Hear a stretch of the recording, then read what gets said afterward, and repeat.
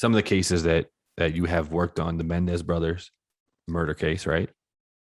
Well, I consulted on that case. Consultant, right, Yeah, right. that was I don't mean like work on, like yeah, in, where but sometimes I actually testify, sometimes oh I wow, consult and don't testify. Uh, and I might not testify for a whole variety of reasons. right, My opinion doesn't fit with what the lawyer is looking for and wishes for. Or we do some kind of study and it doesn't work out quite the way the legal team had hoped, or right, right.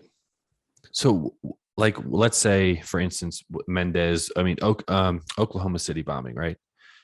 Timothy McVeigh, correct? well, now I consulted in the McVeigh case. Right.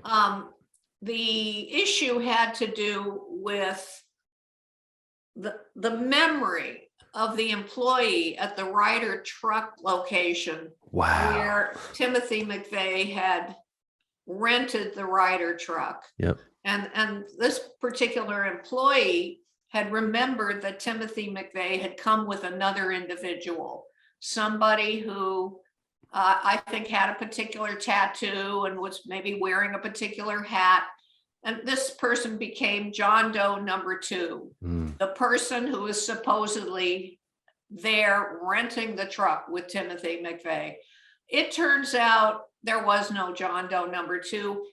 He was a person who had accompanied a different individual who was renting on a different day. So there was a memory mess in that situation, having to do with the memories of that employee. Wow. And that had to be sorted out. Right. And because that could have led investigators down a whole different rabbit hole, right? Right. Because everybody was looking for John Doe number 2, and and couldn't find him That's because crazy. there was no John Doe number 2. So he was just mistakenly thinking that they were together. Right. How do you find that out? I can't even remember the way. I think eventually they actually found that the John Doe number 2 had come on a different day with a different person, put it all together because he had the tattoo that this guy remembered. And right.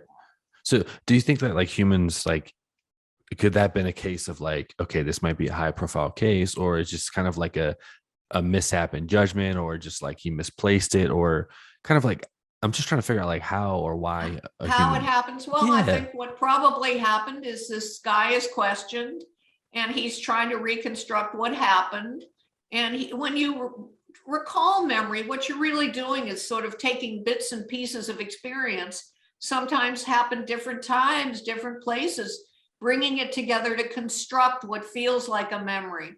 And that's what this guy did. He constructed a memory with bits and pieces from different days and came up with something that was somewhat mistaken and created a problem or an issue that worried the prosecution and the defense in that case.